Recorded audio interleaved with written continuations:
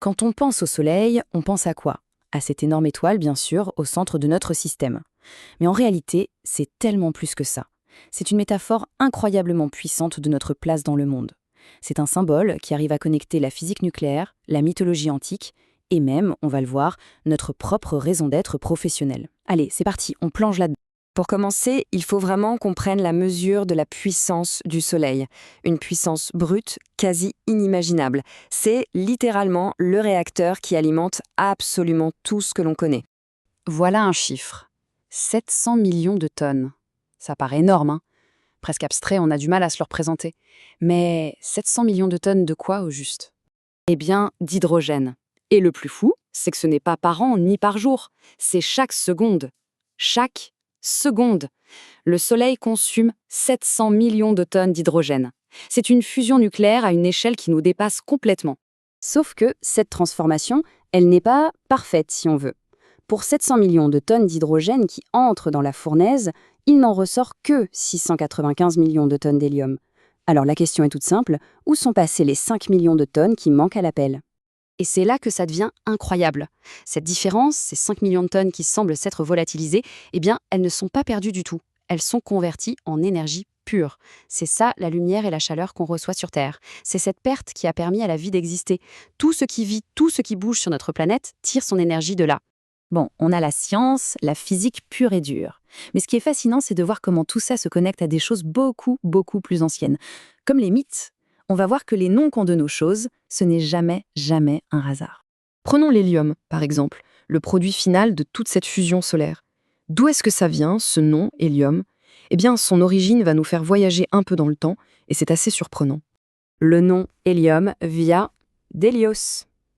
Tout simplement, Hélios, c'était le dieu grec du soleil. C'est lui qui, selon la légende, traversait le ciel chaque jour sur son char de feu.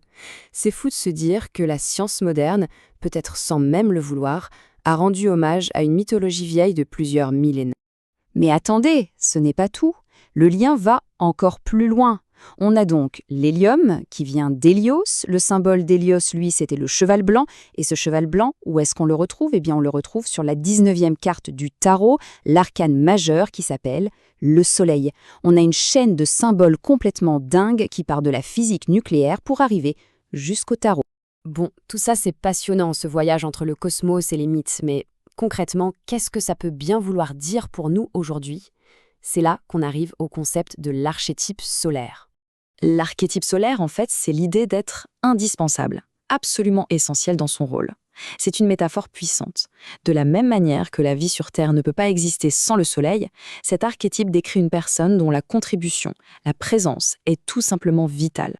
Et ça s'applique partout, que ce soit dans une entreprise ou quand on est à son compte, peu importe. C'est ce moment où tout le monde se dit « Ah oui, c'est évident que c'est cette personne-là qui doit faire ça, et personne d'autre ». Son apport n'est pas juste apprécié, non, il est devenu nécessaire. D'accord, mais comment on reconnaît quelqu'un qui incarne cet archétype? Il y a quelques signes. D'abord, cette personne est visible, on la remarque, elle ne passe pas inaperçue. Ensuite, on l'aperçoit comme essentielle, comme un rouage indispensable au système. Et enfin, elle devient le choix naturel, le choix incontesté pour ce qu'elle fait. C'est un peu comme si elle devenait le centre de gravité de son propre univers. Et tout ça, ça nous ramène à une dernière question, peut-être la plus importante.